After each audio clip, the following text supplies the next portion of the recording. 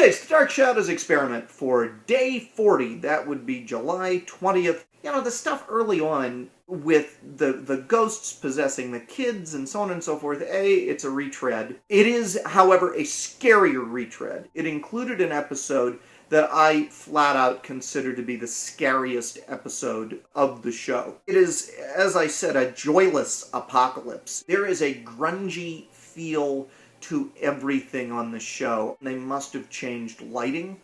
They must have changed the video cameras. I've noticed that the cameras are doing more interesting things, so I think they might be lighter, but it's depicting the actors differently. You see more crags in their skin. As Quentin begins to go increasingly mad, he's just coated in sweat. No one looks good. It looks like a really low-grade horror movie at this point from that era. Maybe that was intentional. Maybe they were trying to get grittier.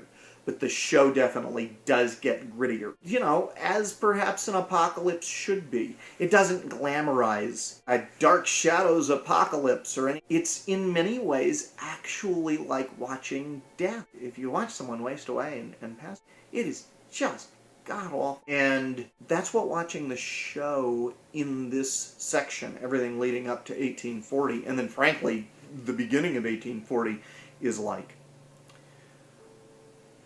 And that makes Gerard a far crueler person. You know, Quentin, when he was a ghost, was lit quite romantically, and when he ended up taking over Collinwood, he laughed and he reveled in having it.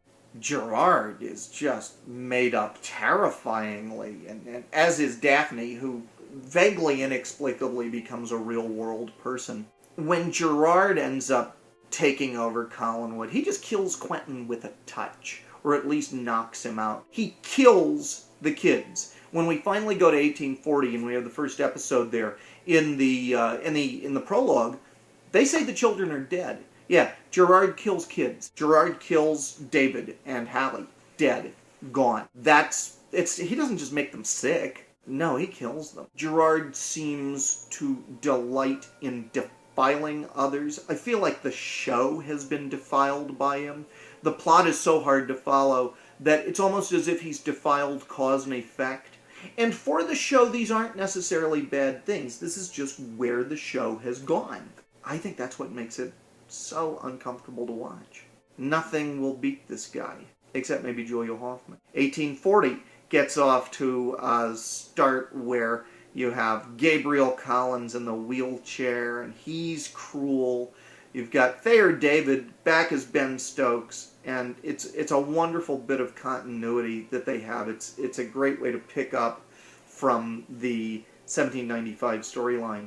But even his makeup is some of the most unglamorous Dark Shadows age makeup ever. It's just oily and pockmarked, and everything looks as if the screen needs to be washed. Saying goodbye to Maggie yesterday hit me much harder than I thought it would.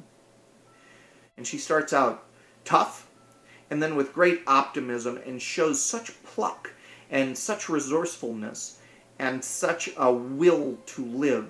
To see that absolutely drained by ghosts and by vampires, and to see her simply have to be driven away as a mad woman, tells me that within horror there is real horror. And as a horror fan, that's something that it's good to be reminded of. Too often I think horror fans can play with the notion of horror and not also think of real-world consequences. This is the section of Dark Shadows that deals with that.